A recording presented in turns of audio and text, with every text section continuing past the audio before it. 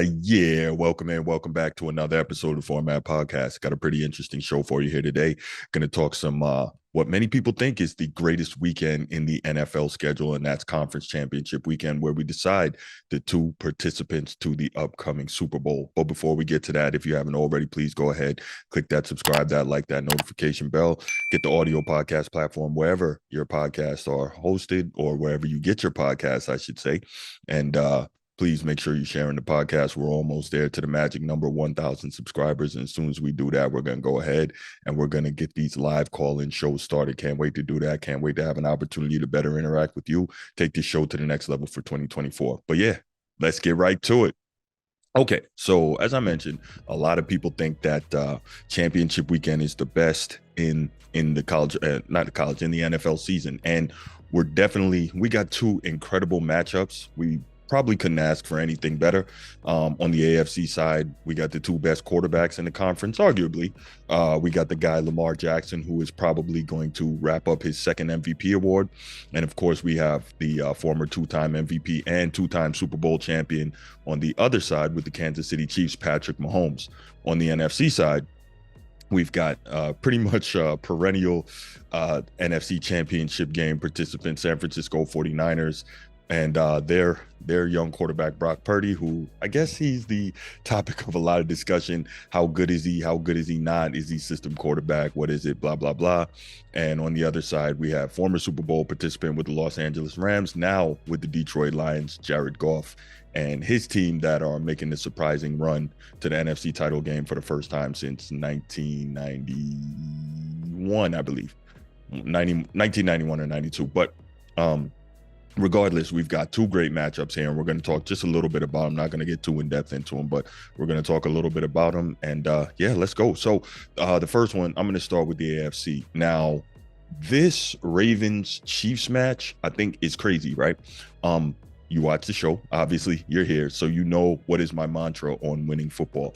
Now that has changed somewhat, not my mantra, but what winning football is in the modern era, with the way they have legislated away a lot of the defense, a lot of the physicality, and the way they put so much of the onus on the offense and offensive production and quarterbacks. But at the end of the day, it still comes down to a couple simple things: run the ball, stop the run. And the teams that generally do that, coincidentally, in both conference matchups today are among the best in the league. When you talk about stopping the run, you have the two best run defenses. You have three of the best run defenses in the league. Oddly enough, Baltimore is at number 14 on the season in rushing defense, which I think was interesting because all the pundits and all the analysts are ranting and raving about how is Kansas City going to be able to run the ball. Now, Baltimore probably, I believe they've tightened up their run defense as the season had went on, but as it stands right now for the year, and obviously that's not going to change, but for the regular season, they're actually 14th in the league in rush defense. But Baltimore, we know, as a franchise, traditionally has always hung their hat on stout defense, and they're doing it again because they have the number one total defense, number one scoring defense, and that'll get it done for you, right? And obviously they have a great rushing offense. I believe the number one rushing offense in the league. And of course, Lamar Jackson, who we mentioned earlier, is likely to be the two-time MVP pretty shortly here. And Lamar Jackson he's having a great year. The numbers are not through the roof. I did a show a few weeks back talking about that, but it's the way he's playing and the way he's leading this team, and the fact that against the better competition in the league this year, the Ravens have been dominant. And you look at it and you say, the reason that this team is an elite running team is always because of the threat of Lamar Jackson to be able to run the football efficiently and dangerously. He's a guy that can take off at any given time. But the difference between him previously and this season is the fact that even when he gets out of the pocket, he has the opportunity to take off on you, but he's not looking to do that. You're seeing him take so much more time now and using his incredible and unique mobility to be able to scan the field and make the plays downfield in the scramble drill. And that is causing defenses an absolute nightmare when you get a mobile quarterback like that who can also throw the ball down the field. And to combine with that, he's got a more pro style offense this year than he's ever had before, with offensive coordinator Todd Monken, who I'm not going to sit here and tell you, he's the next coming of Mike Martz or anything, but he runs a much more pro style offense and slightly more pass friendly than Greg Roman did in terms of his passing concepts without giving up the ability to run the football effectively. I don't think Baltimore is ever going to truly get away from that DNA, but that in conjunction with the fact that Baltimore has given Lamar not an elite wide receiver core, but better weapons than he's ever had before. He's got Odell Beckham Jr., he's got Zay Flowers, he's got Rashad Bateman, and it looks like Mark Andrews may be playing today. But even if he's not, Isaiah Likely has stepped in admirably at tight end, made a lot of big plays downfield for Lamar Jackson. So this is a dangerous team altogether. And I was mentioning Lamar Jackson and talking about this, how the stats aren't through the roof. Now, remember, in his unanimous MVP season about 3 years ago, he set the record with over 1,200 rushing yards, which is absolutely crazy, right? And so this year, he has, I want to say, a little over 800 yards, and that's a down year rushing the football for him. So he has the ability to do it, but he doesn't even have to. He doesn't have to push that. And so I think that's what is the dangerous part when it comes to Lamar Jackson, his ability to create so much pressure on defenses with his legs, but now the fact that he's not even looking to take off. On the defensive side, I think what is really interesting to me with the Ravens is the fact that Kyle Hamilton, I'm hearing a lot of people say Kyle Hamilton, first team All-Pro safety, is that the Ravens should try to lock him up on Travis Kelce. And I think that's absolutely stupid. I think Kyle Hamilton's got the athleticism and he may have the skill, but why would you do that? Kyle Hamilton's, I'm not going to say greatness, but part of the reason why he's been so effective for the Ravens is his ability to play all over the place on the defense and have to be accounted for, whether it's up near the line of scrimmage in the box to help stop the run, or to get into the backfield, or to rush the passer, or to drop back in coverage, as a more traditional safety, to play the passing. And so if you completely take him out of your game plan by saying we're going to put him on Travis Kelce all game. First of all, Travis Kelce is one of the best route running tight ends and receiving tight ends in the history of the game, if not the best. So I don't know why you necessarily put Kyle Hamilton into that situation where he's got to try and defend that for an entire game. I don't think that's very smart defensively. And again, you're taking away one of your greatest and most versatile weapons on that side of the ball by doing that. So I think it would be pretty stupid. Obviously, you're going to see Kyle Hamilton matched up on Kelce at times, and that's smart. Use his size, use his length, use his athleticism, use his physicality, and that's cool. But you don't want to put him on there all day. I just don't think that would be the smart move. On the flip side of this, now we look at the Chiefs. I think so. It's you went into this year and you're saying, man, the Chiefs don't have the weapons that they normally have. Travis Kelce is looking a step slower as the year goes on. Pat Mahomes is not playing out of this world like he usually does. But yet, for the sixth time in a row in his 6 years as a starter, Pat Mahomes is finding himself in the AFC Championship game. Pat Mahomes, again, that didn't have the same level of weapons. He had receivers that pretty much led the league in drop passes, but guess what? He's still here. Patrick Mahomes and Andy Reid, for the first time in his career, had to play a playoff game on the road, but guess what? They're still here. AFC Championship game. It is absurd how good this guy is and the resume that he's building towards being arguably the greatest quarterback of all time. Obviously, there's a long way to go, and obviously, rules play a big part in the numerical and statistical production that this guy's putting up. But at the end of the day, he's an absolute monster. I think the numbers are this. This was an interesting stat that I found. Tom Brady has 88 career touchdown passes in the postseason, and that's crazy. Now he did that over 21 years, so that's 43 more touchdown passes than second place Aaron Rodgers and Joe Montana. Now that's cool. Here's the thing: Pat Mahomes has 38 touchdown passes in 16 games, which coincidentally, the 16 is 1/3 the amount of games that Tom Brady played in his postseason career. So the math comes out pretty simple. If Patrick Mahomes keeps up this pace, in 48 career postseason games, he will have 104 career touchdown passes and blow Tom Brady out of the water. Now, the rules, of course, are different. The way the game is played is different because if we remember early in Tom Brady's career, he wasn't lighting things up because, it was a much more defense and run oriented league and a much more defense and run oriented Patriots team. And so Pat Mahomes has had the opportunity to play in this era. So we got to just take that into consideration. With that said, he is absolutely insane. Pat Mahomes is that good. So that's something to watch in terms of seeing what Pat Mahomes is going to be able to get against this Ravens defense, which led the league in points per game allowed at 16.5. Quick note, the Ravens led the league in 16.5 points per game, and everybody is raving. Get it? Everybody's raving about that defense and how they didn't allow any points and so on and so forth. And it just goes to show how ridiculous the 2000 Ravens were with the NFL record. I think they allowed 165 points in the entire season, and that's 10.5 points per game on the year, 10.6 points per game on the year. That is insane. You couldn't get anything against that team. Easily, in my estimation, the greatest defense of all time. But I'm not going to go too far into that. But yeah, the Ravens don't give up a lot. They don't give up a lot of points. They don't give up a lot of yards. It's going to be tough sledding in terms of coming by points for the Chiefs in this game.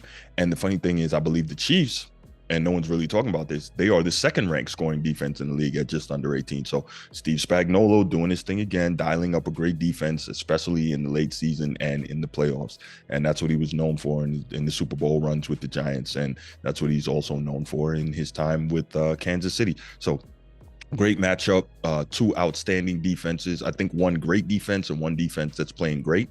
So the great defense, obviously the Ravens, and the defense that's playing great in Kansas City. One of the keys real quick is got to find a way to stop Chris Jones. He always finds a way to be a game wrecker. But I think the fact of what Lamar Jackson, like I mentioned earlier, can do to you in the running game, being so super mobile, that may well negate what Chris Jones can do if he pushes the pocket. So we'll see. Let's go over to the NFC. Really interesting matchup here. And one of the reasons I say that, you got, I believe, the number 2 and number 3 rush defenses in the league in Detroit and San Francisco. Chicago is number 1, Detroit number 2, San Francisco number 3. And these are both teams that really hang their hat on running the football and being physical at the point of attack and in the trenches. So it's really, if you look at this, it's like Detroit is a team that built itself in the mirror image of San Francisco. I didn't know if they looked at it and said, okay, this is the bully in the conference. We'll build it like that and we'll outdo them. Kind of like what Michigan did in college against, your Alabamas and your Georgias. We got to build it like that and be able to outdo them if we want to be able to beat them and get to the promised land. And we saw Michigan do that. Now we see in Detroit built themselves the way San Francisco did. And you have, obviously, there's a big difference in the quarterbacks, mainly that Jared Goff was the number 1 pick overall and Brock Purdy was Mr. Irrelevant. But they play a lot alike, even though Jared Goff probably has a little more arm talent. Purdy's slightly more mobile, but they play a lot alike. You have outstanding receiving duos in with Detroit. You got Jamison Williams, Amon-Ra St. Brown. Obviously, you got Brandon Ayuk and Deebo Samuel in San Francisco. And then you have 2 Iowa tight ends who are heavily featured in the passing and blocking games of their teams in George Kittle and Sam Laporta. So it's like these teams are really looking in the mirror at themselves on the running game. San Francisco, you obviously got Christian McCaffrey, and in Detroit, you got Jahmyr Gibbs, both guys who they get a crease, they can hit their head on the goalpost, but they're also strong enough to run it inside. This is insane how evenly matched these two teams are. And I think where it gets me is going to be Kyle Shanahan. He may be the difference maker. Obviously a more experienced big game coach, but also he's a big game coach that seems to tighten up in those big moments. I think last week was the first time he's ever been able to come back and win a game trailing in the fourth quarter, which is odd for a guy who's supposed to be such an elite play caller and offensive genius, but it is what it is. But they showed that they could overcome some adversity and win a tough game last week that was hanging in the balance towards the end. And I'm watching this and I'm saying, Detroit is really, really tough. They're young, they're hungry. Dan Campbell is a leader of men. He's ultra aggressive in terms of, is he going to go for it on fourth down and playing the analytics and all that. and they've got a really good offensive play caller in Ben Johnson. Now, if you're Ben Johnson, it sure helps that you have a really great O-line with some high-level picks there, and you got a lot of weapons on offense, and you've got a really good quarterback. Everybody looks like a great play caller when they have all the weapons and they've got a great O-line, right? So we'll see if and when Ben Johnson becomes a head coach of a team that obviously needs a lot more work this offseason, right? Because good teams aren't firing their coaches. So if he becomes a head coach of a team that needs a lot more work, we'll see just how good he is. But as of right now, he's an outstanding play caller. And these guys have their team believing. They have their team ready to go play. It's on the road, so that obviously is never an easy thing to play a championship game on the road. But the Lions, they truly believe that they can go out here and win this thing. And what am I going to say here? What did I mention earlier? The number 2 and number 3 rush defenses, 2 of the best rushing teams in the league, 2 great offensive lines who want to win in the trenches, 2 great blocking and receiving tight ends. So what is it? Stop the run, run the ball. Who's going to stop the run and run the ball? It is amazing that no matter how hard the league tries to get away from basic football tenets, at the end of the day, we keep seeing that for the most part, the same things are going to take you to the promised land. So I guess doing this little preview show here, I got to make a pick. And I'm not the gambling guy, so don't take anything from this. I'm just picking it outright, not even picking a score. In the AFC game, I really want to say that this is Lamar's time and that the Ravens are just that good. And I do believe that they're the more complete team in terms of having the better offense. Like I mentioned earlier, Lamar Jackson finally has some weapons. We've seen that Odell Beckham Jr. clearly will never be the same OBJ again. However, if we remember him in the last Super Bowl he played in with the Rams, he was probably going to be Super Bowl MVP before he blew out his knee. This is a guy that can make big catches and make big plays when the team needs him. So that's a weapon. Obviously, we've seen the rookie Zay Flowers do his thing all year. Rashad Bateman can make a big catch here and there. And of course, if Mark Andrews plays, Lamar gets his favorite weapon back, but Isaiah Likely is doing his thing too. And we talked about that defense, Kyle Hamilton being an X factor, Roquan Smith being the best linebacker in that game and maybe the best linebacker in the game of football. So top to bottom, and of course, I didn't even mention special teams. Obviously, Justin Tucker is one of the best kickers who's ever played. So if it gets down to a field goal, we can probably count on Justin Tucker being the difference. But it is so hard to choose against Pat Mahomes and Andy Reid in these situations. 6 straight AFC Championship game appearances and 3 times they've been to the Super Bowl. I just don't know. I'm going to say that I'm going to go with, and this is so tough, but I'm going to go with Baltimore by a hair just because they're the more complete team and they're playing at home. I think that may be the difference maker. Okay. I'm going to leave that alone before I go back and say I can't in good conscience go against Mahomes and Andy Reid. So yeah, I'm going to go with Baltimore by a hair because they're the more complete team and they're playing at home. All right, next. Man, there's another toss up, the Niners and the Lions. I have no idea. You know what? I'm going to do it. I'm going to go with the Lions. I think it's time. And I think that Brock Purdy, I do believe he's really, really good, but I think Jared Goff has been here. He knows what it takes. He's got weapons. They stopped the run. And I just think the Lions are so hungry.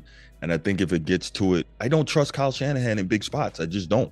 We've seen time and time again in big spots, for whatever reason, he can't seem to get it done. Now, we know that there's obviously going to be a lot of circumstances and a lot of context there in terms of why he hasn't gotten it done. But as a coordinator and a head coach, we haven't been able to see him get it done in those big spots. And so with that, just because I think you have 2 elite run defenses here, I think Jared Goff's level of experience and the overall hunger of the Detroit Lions, I think it'll be the difference maker. Not necessarily the X's and O's here, but the Jimmys and Joes and the passion and the emotion here. Yeah, I know a couple episodes back I talked about passion and not emotion, but so let's leave it at passion. But yeah, I think Detroit again by a hair. 2 very close, outstanding games, but I think at the end of the day we come up with the Detroit Lions for the first time in the Super Bowl against the Baltimore Ravens for the 3rd time ever in the Super Bowl. So what I want to know from you is, do you agree with my picks? What are your picks? What do you think are the key points to this game? And yeah, I can't wait to hear from you. Leave your comments in the comment section. Can't wait to answer them. And I'm out. Peace.